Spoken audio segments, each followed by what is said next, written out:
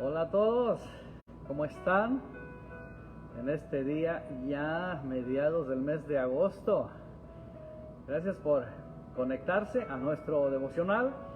Como ya tenemos por una buena y sana costumbre, como decimos, cada martes, aparecer por aquí en pantalla chica o en pantalla grande, depende de donde usted nos o cómo usted nos pueda ver, y participar juntamente con nosotros. Bienvenido a nuestro devocional los días martes. Gracias por conectarse. Y mientras lo hace por ahí, invite a alguien. Tal vez alguien está por ahí enfermo, alguien está por ahí en casita con algunas dificultades, o alguien va por ahí, qué sé yo, de viaje. Dígale también para que escuche este devocional, envíele por ahí un texto, dele una llamadita. Gracias a ustedes quienes están ahí en sus trabajos también, escuchándonos allí con sus sus audífonos por ahí mientras trabaja. Gracias por conectarse juntamente conmigo en esta mañana que el Señor nos ha regalado para hablar acerca de su palabra, una reflexión de la palabra de Dios. Es muy hermoso, me gusta mucho los devocionales. De hecho, hace ya muchos años escribí un devocional, cómo realizar un devocional diario, ya que creo que es una de las prácticas más importantes en la vida cristiana. Sí, es una de las prácticas más importantes en la vida cristiana. El poder, levantarse a la hora que usted se levante y poder leer una porción de la palabra de Dios, vaya, un texto, tan siquiera unos pocos versículos, de acuerdo al tiempo en el cual usted tenga para poder leer la palabra de Dios y meditar en ese texto que usted leyó, en esa palabra de Dios, y permitir que el Señor le hable, permitir que el Espíritu Santo le hable a su interior, le hable a su necesidad, ya que creo que Dios sigue hablando el día de hoy. Constantemente el Señor nos sigue hablando.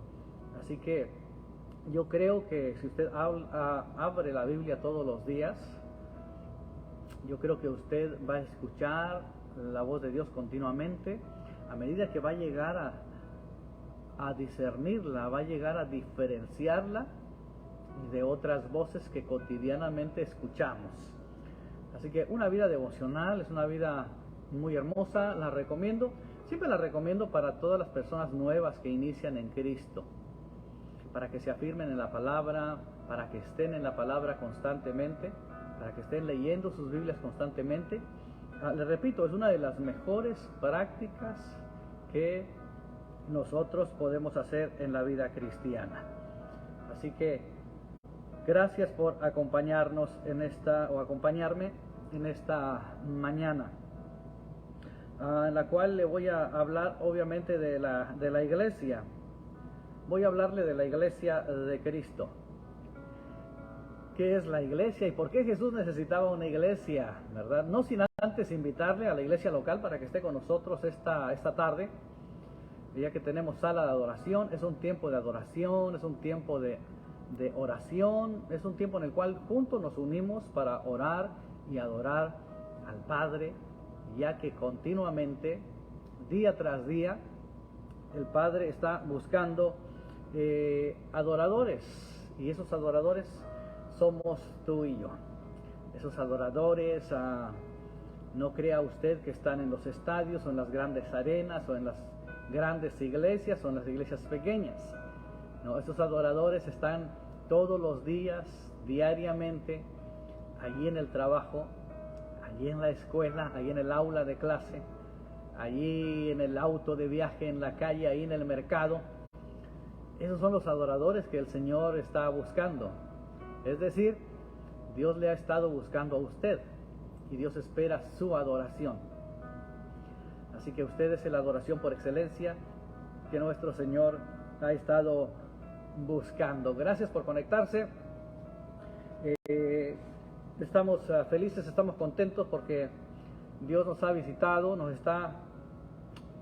estamos bajo una visitación muy hermosa, en la cual hay un crecimiento constante paulatino de vidas nuevas, familias nuevas integrándose ahora a ser parte de la iglesia, de la comunidad cristiana o de la iglesia de Cristo, aquí en el Valle de Coachella y aquí en la iglesia local Centro Libre Cristiano. Así que bueno, le animo para que siga firme, constante, orando, leyendo la palabra, escuchando alabanzas, llenándose de Dios, teniendo esa comunión constante con Dios. No sin antes recomendarle también mi libro, obviamente, Los que aman a Dios. Por ahí lo encuentra ahí en Amazon o en otras plataformas, lo va a encontrar por ahí también, en Barnes & Noble. Y bueno, está disponible también en nuestros países por ahí latinoamericanos. También recomiéndelo, es un libro que le va a bendecir mucho su vida y la vida de toda persona que lo lea, ya que contiene un testimonio muy hermoso, bueno, de muchos años atrás, de la enfermedad de mi hija, de una de mis hijas, así de que le va a ser de gran bendición. Pero no solamente eso, sino que la enseñanza a partir de ese hecho es todo lo que Dios hizo, todo lo que Dios me enseñó, todo lo que Dios puso en mi corazón, todo el aprendizaje, conocimiento, experiencias, testimonios, personas, etcétera, etcétera, etcétera. Usted las encontrará en este libro, le va a enriquecer su vida espiritual, le va a catapultar a un conocimiento mayor, del cual usted tal vez ha estado por ahí estancadito, estancadita, y este libro te va a animar, te va a dar fe para creer en Dios, te va a hablar de un Dios vivo, de un Dios que siempre ha estado ahí, aunque no lo hayas sentido, de un Dios que siempre está presente, de un Dios que siempre ha estado a tu lado, de un Dios que todo lo puede y lo resuelve de una manera en la cual nosotros quedamos sorprendidos y muchas veces no sabemos por qué Dios espera hasta el último momento, hasta que ya no podamos más. Muchas veces no nos explicamos el por qué Dios se espera hasta que estés totalmente quebrantado, hasta que ya no tengas más lágrimas que derramar. Nunca lo sabremos, pero Dios, Él tiene sus tiempos muy completos, muy perfectos, muy planificados, que cuando nosotros como seres humanos no soportamos más, allí intercede, allí viene una visitación maravillosa de su poder y de su gloria, y su gracia se manifiesta de una manera sencilla, solucionándolo todo. Así que te invito a conseguir adquirir ese libro en las plataformas digitales o bien aquí en el ministerio, y te va a bendecir de gran manera. La Iglesia de Cristo, una temática bastante hermosa. Si acaso Cristo la mencionó 2 veces solamente en sus evangelios, en su ministerio. Y una de las bases más hermosas que encontramos es en Mateo 16:13, cuando Él le pregunta a sus discípulos acerca de lo que la gente de afuera pensaba de Él, es decir, de Jesús. ¿Qué dice la gente acerca de mí? Y sus discípulos, claro, rápido le dicen, unos dicen que eres Juan, otros que Jeremías, otros que Elías, y en fin, la lista puede seguir de los grandes profetas del pasado, de los grandes hombres que Dios usó. Pero los discípulos estaban bien informados, tenían oídos para escuchar lo que la gente decía acerca de aquella persona con la cual ellos estaban diariamente, caminaban diariamente. Eran ciertamente unos privilegiados para muchos otros que quisieron seguir a Jesús, privilegiados para muchos otros que desearon estar el día a día con el Maestro, privilegiados en comparación a muchos otros que hubiesen querido estar con Él constantemente y escuchar de su enseñanza y beber de esa gracia que emanaba de Él. Sin embargo, eran 12 los que el Señor escogió, un gran privilegio para ellos, una gran honra, un gran honor para ellos acompañar al Maestro. Pero claro, les nacen las preguntas también en el camino, y en esta ocasión es Jesús quien pregunta a ellos: ¿qué dice la gente? ¿Qué piensa la gente acerca de mí? Y bueno, escuchar las opiniones diversas ahí en la calle, en la radio, en la televisión, en todos los medios, hoy en las plataformas digitales, escuchar las diferentes opiniones acerca de Cristo, crea confusión para muchos. Escuchar las opiniones acerca de Dios, hay una divergencia bastante difícil, en la cual muchos están confundidos respecto a Dios, respecto a Cristo. Todos parecen tener una perspectiva diferente hoy, una visión, una óptica diferente a los demás.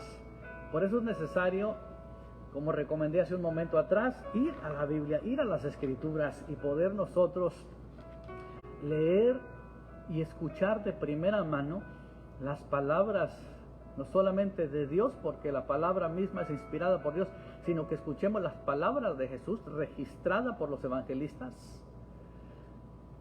Escuchar sus palabras, irnos a ese entonces, a ese tiempo, a ese lugar, acompañarlo por un momento en sus caminatas diarias, estar con Él a las riberas de un río, en las colinas de una montaña, estar con Él a las orillas de una playa del lago, o introducirnos juntamente con Él en una casa donde la gente se aglomeraba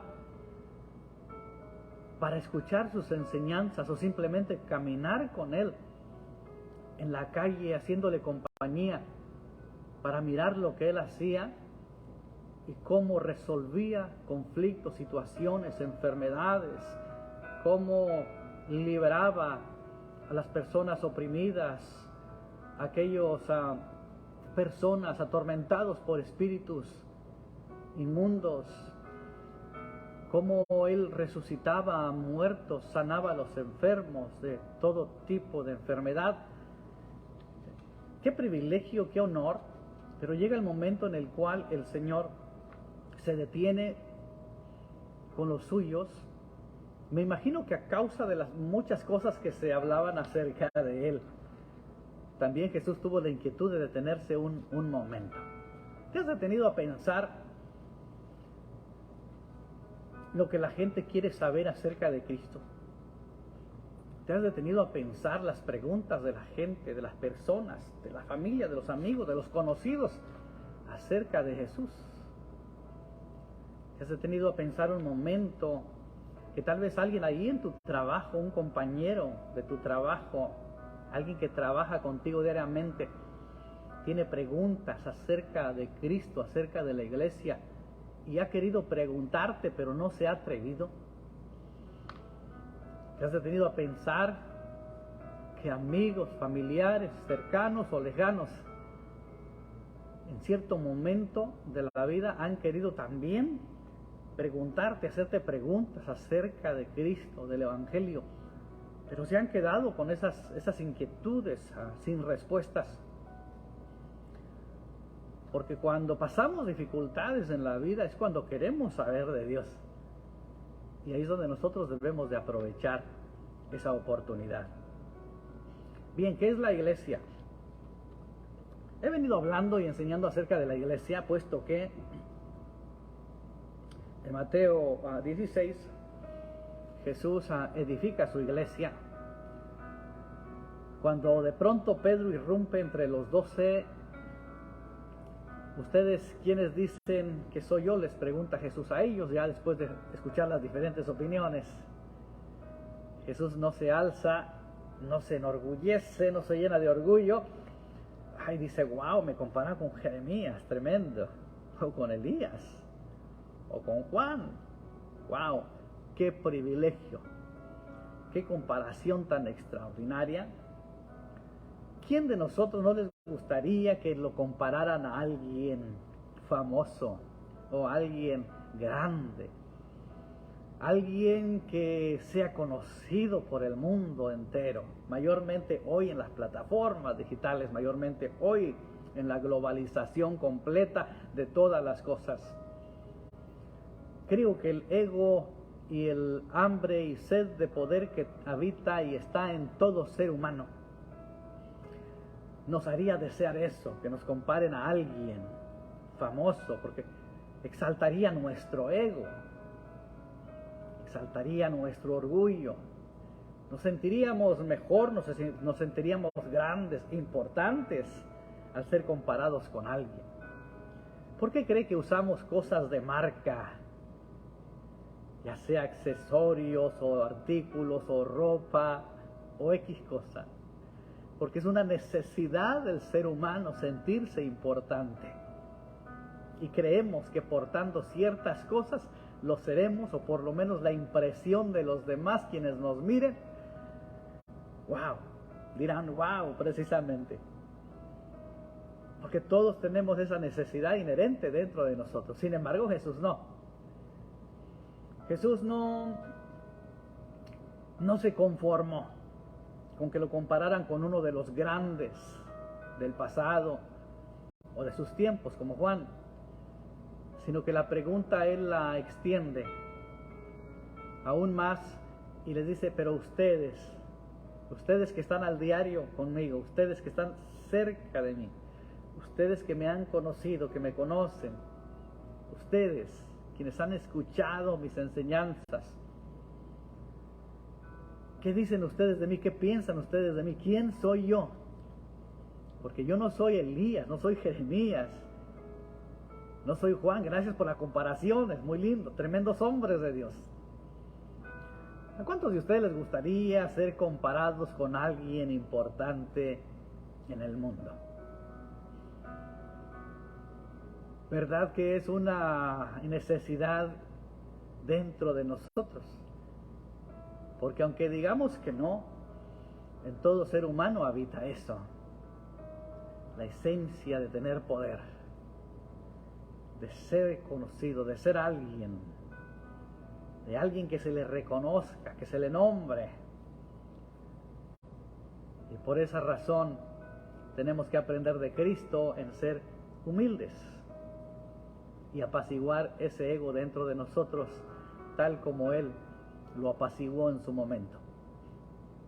De pronto Pedro irrumpe y dice, tú eres el Cristo, tú eres el Mesías, el Cristo, el Hijo del Dios viviente. Qué palabras tan extraordinarias, qué palabras tomadas del cielo,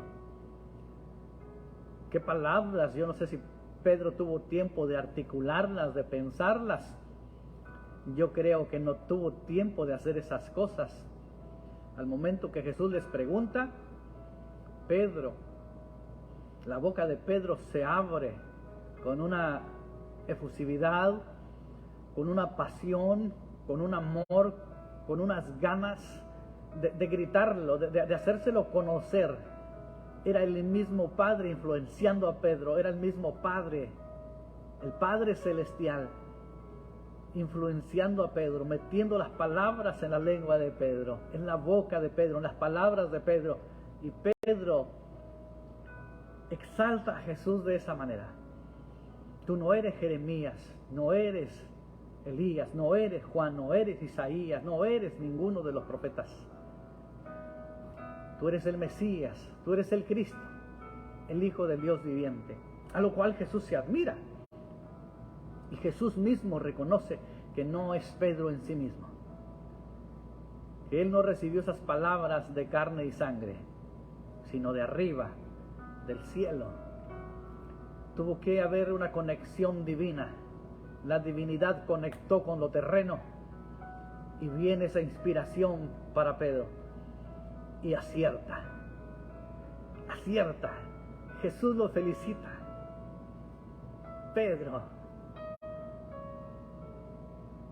en otras palabras, te felicito. Tú serás llamado roca, y sobre esta roca voy a edificar mi iglesia. Pero sabe que en el original está hablando de una piedra pequeña, a lo que Jesús le nombra a Pedro. Sin embargo, sabemos que la roca inconmovible de los siglos es Jesús.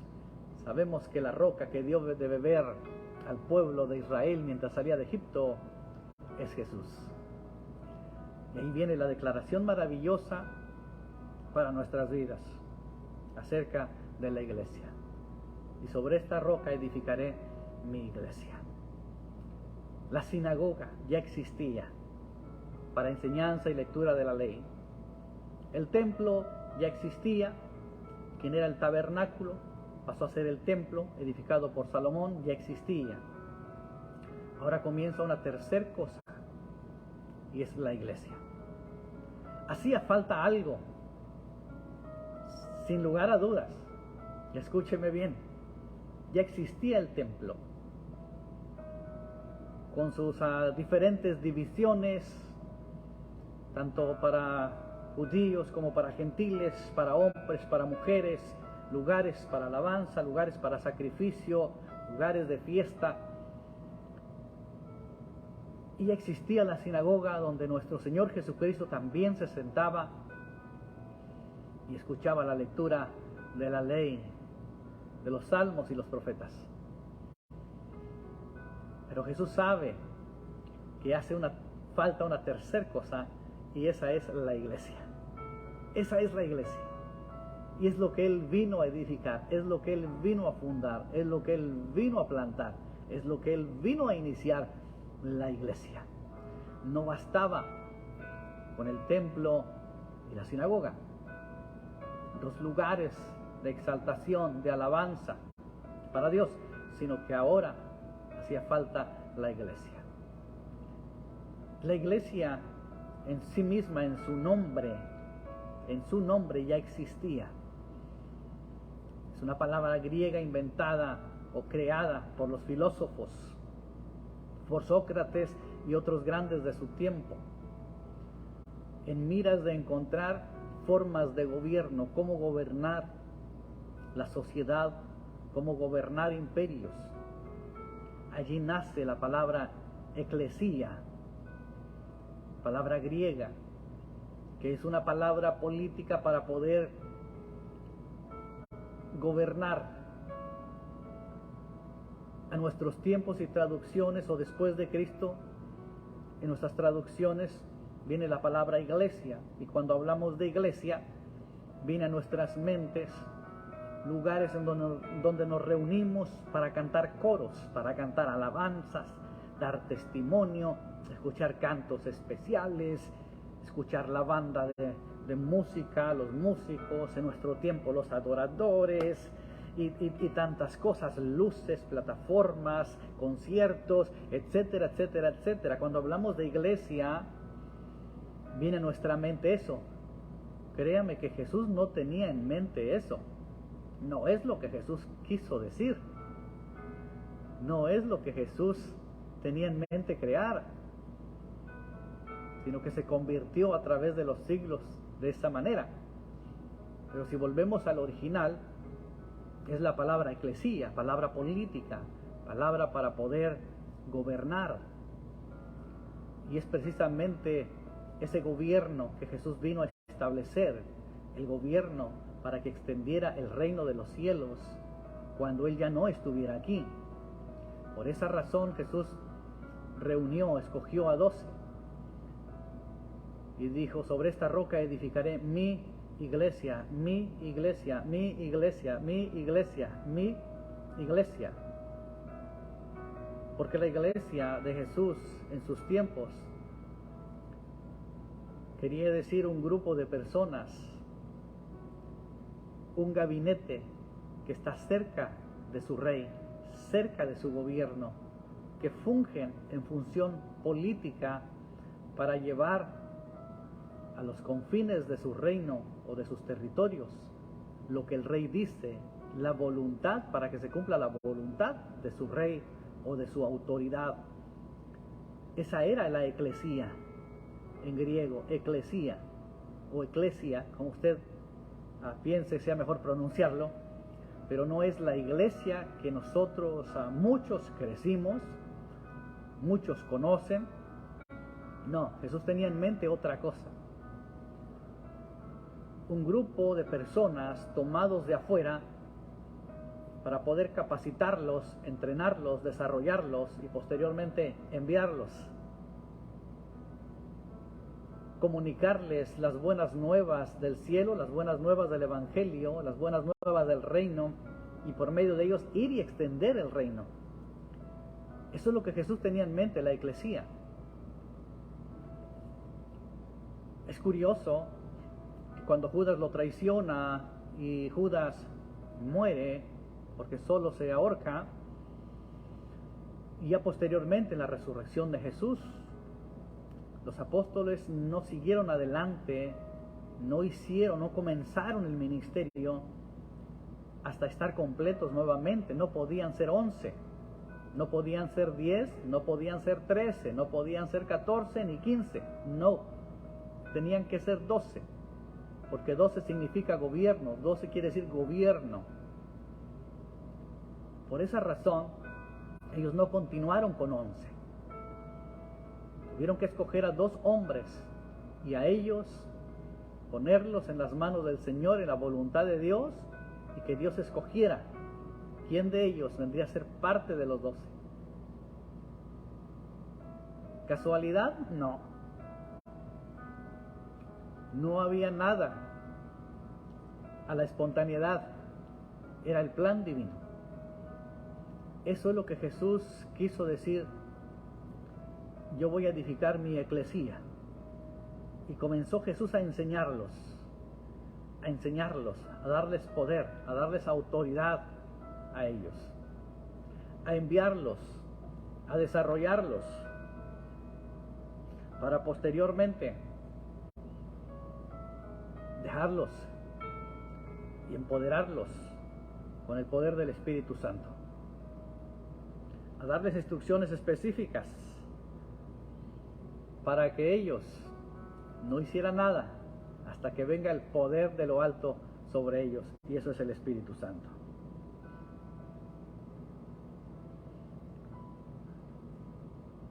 Así que yo le animo a que usted juntamente conmigo comprendamos lo que es la iglesia. Yo sé que muchos de ustedes quienes me escuchan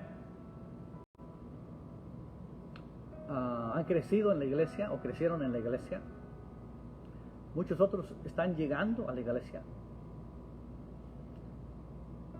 y conocen lo que todos conocemos, lo que todos hemos visto. Son reuniones tras reuniones, tras reuniones, tras reuniones, tras reuniones. Servicios, cultos, servicios, cultos, servicios, cultos, congresos, talleres, seminarios, charlas, esto, aquello y lo otro, constantemente. Pero se ha preguntado qué es la eclesía. Que nuestra traducción es una traducción mala, sobre todo malo en lo que ha dejado nuestra mente, que es la iglesia.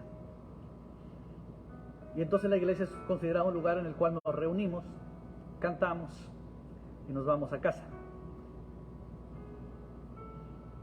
Se ha preguntado, ¿es lo que Jesús quiso decir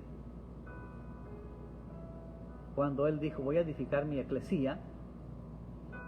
Cuando la palabra eclesía ya existía y cada gobierno y autoridad de su entonces tenía su eclesía, su gabinete, su cuerpo de personas para trabajar con ellos y enviarlos. Si usted se pone a meditar y a considerar eso, usted verá entonces que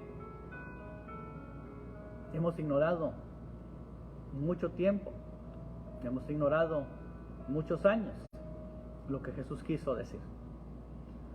Usted es la eclesía de Jesús. Jesús lo tomó de afuera, de su vida pasada, del pecado, de andar en otros caminos, de estar alejado de Él, sea como haya sido su vida. Jesús te tomó de ahí para que fuera su eclesía, para enseñarte, para ministrarte, para sanarte, para amarte, para empoderarte y posteriormente enviarte.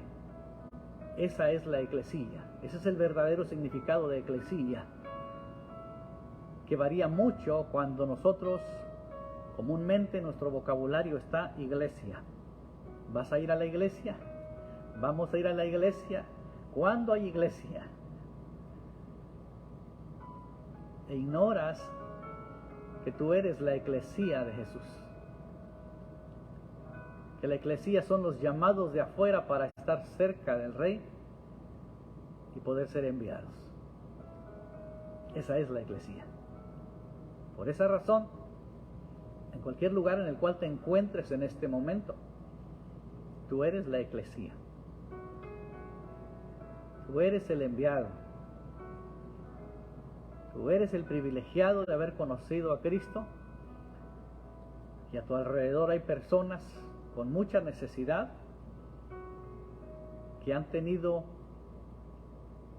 ganas de preguntarte algo respecto a Cristo, porque ellos tienen su opinión respecto a Cristo, pero les gustaría escucharte a ti. No esperes el día del culto para ir a la iglesia, donde quiera que estés y me escuches.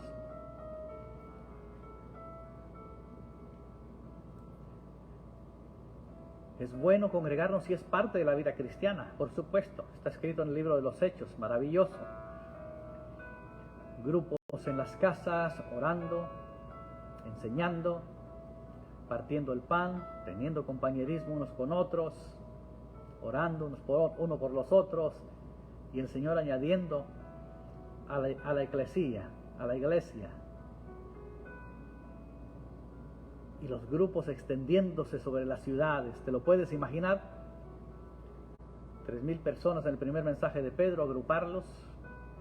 Después 5,000 personas vienen también y los bautizan. ¿Te puedes imaginar que no había lo que nosotros hoy conocemos como iglesia o grandes edificios donde reunirnos, sino que ellos eran la eclesía del Señor? Por supuesto, en nuestra traducción es la iglesia. Salúdame a Febe, salúdame a Lidia.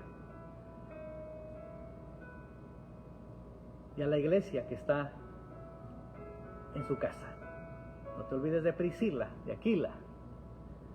Y la iglesia que está en su casa. Es decir, los que se reúnen ahí, los que han sido salvos, los que han sido tomados de afuera y se reúnen ahí para exaltar el nombre de Jesús.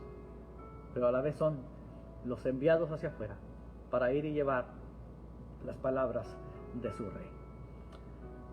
Así que esa es la palabra eclesía. Gracias por acompañarnos.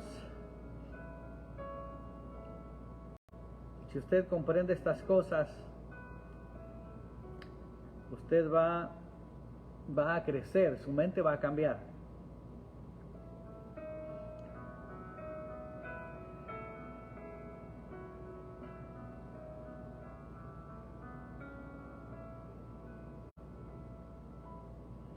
Bien, gracias por los que han estado conectados. Y claro, voy a orar por las peticiones. Hay diferentes peticiones, tanto de depresión, de necesidad, de trabajo, de enfermedades, en fin.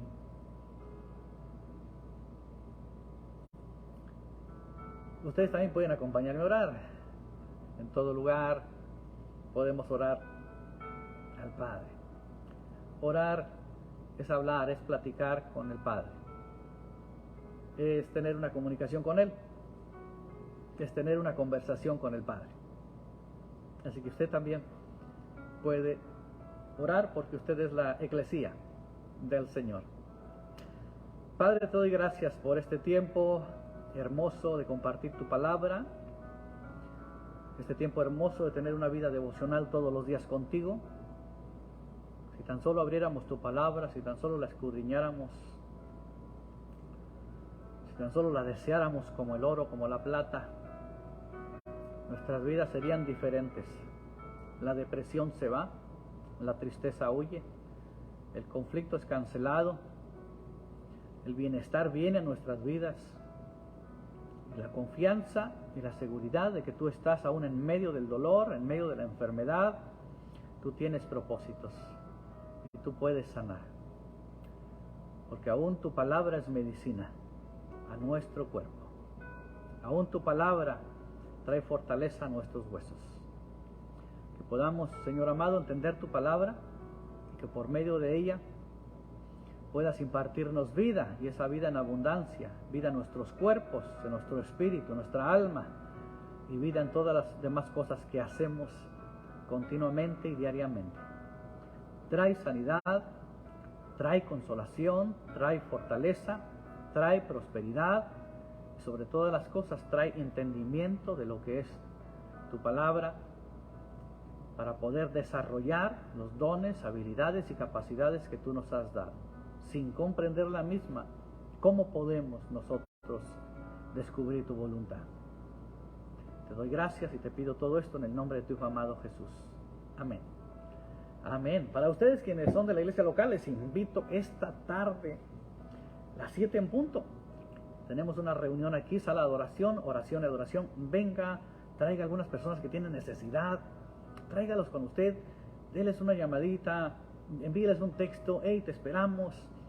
La bendición está, vaya, al alcance, está a un paso solamente, está a una oración, está a una disposición del corazón. El conflicto y las situaciones se pueden resolver si oramos a Dios. Dios puede encargarse de todas las cosas. Así que bueno, gracias por haberme acompañado en este hermoso día, y le pido siga reflexionando acerca de la palabra eclesía, no la iglesia como está en nuestras traducciones, sino eclesía. ¿Por qué Jesús vino a edificar, a fundar, a iniciar su eclesía? Si ya existía el templo, si ya existía la sinagoga, ¿por qué necesitó una tercera cosa? ¿Y qué es eso que él necesitaba y fundó? Se lo dejo ahí de tarea. Lea. Vaya más allá de su opinión propia o la opinión de otros, y se dará cuenta el verdadero significado de lo que Jesús quiso decir. Bueno, sin más, bendiciones.